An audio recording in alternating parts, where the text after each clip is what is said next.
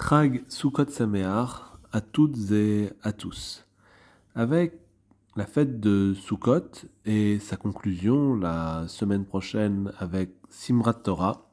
nous nous approchons de la fin du marathon religieux qui avait commencé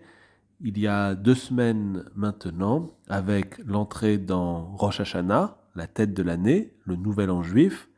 les Yamim Noraim, les 10 jours redoutables, qui nous conduisaient jusqu'à Yom Kippour, le jour des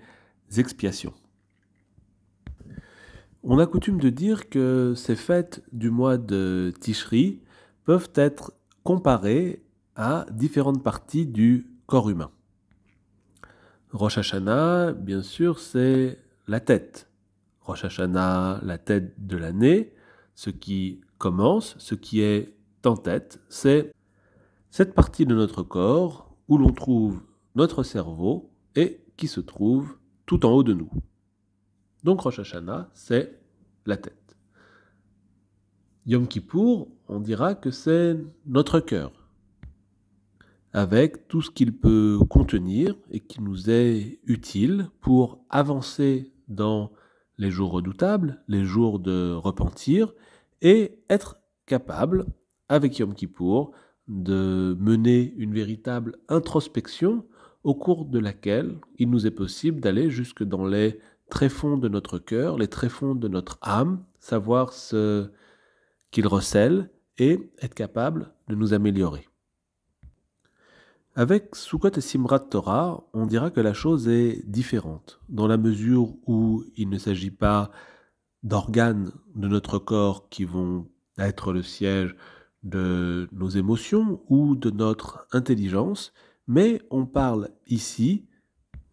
de parties ayant vocation à agir de manière tout à fait concrète, puisque Sukkot va être associé aux mains, les mains nécessaires à la construction de la soukha, la cabane dans laquelle nous allons résider pendant une semaine, ou tout du moins passer du temps pour déjeuner, pour échanger. Et Simrat Torah, la semaine prochaine, va être associé à nos pieds, à nos jambes, puisque nous allons danser avec les rouleaux de la Torah, et que pour danser, il faut des pieds capables d'avancer et de nous entraîner. Dans ce sens, Sukkot et Simrat Torah, avec nos mains et nos pieds, ne va pas s'opposer, mais venir en complément de Rosh Hashanah et Yom Kippour avec la tête et le cœur. Cela nous rappelle un élément absolument fondamental, absolument essentiel, c'est le fait que d'être juif, ce n'est pas que dans le cœur. C'est le fait que d'être juif, ce n'est pas que dans la tête. Il ne s'agit pas uniquement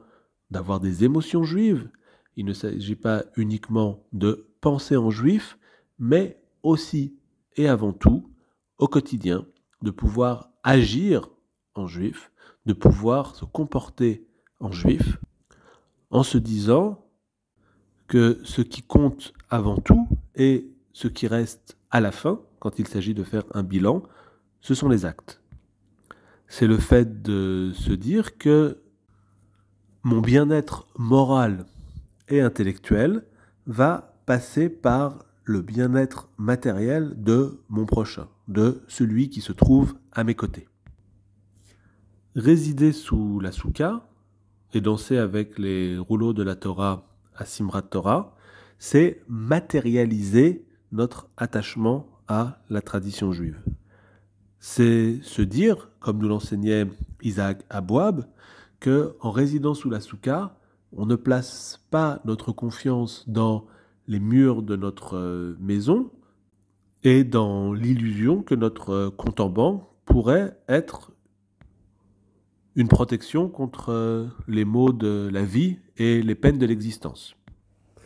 Danser avec les rouleaux de la Torah à Simrat Torah, ce sera se dire que le texte n'est pas un texte éloigné, n'est pas un texte abstrait, mais qu'au contraire, il est avec nous et qu'on le cajole comme on cajolerait la personne aimée et tous ceux autour de nous pour qui on éprouve des sentiments forts, intenses. Vous l'aurez compris, pour résumer la situation, on peut se dire, en entrant dans Sukkot, assez des grands discours, place aux actes et place au concret. Chag Sukkot Sameach à toutes et à tous.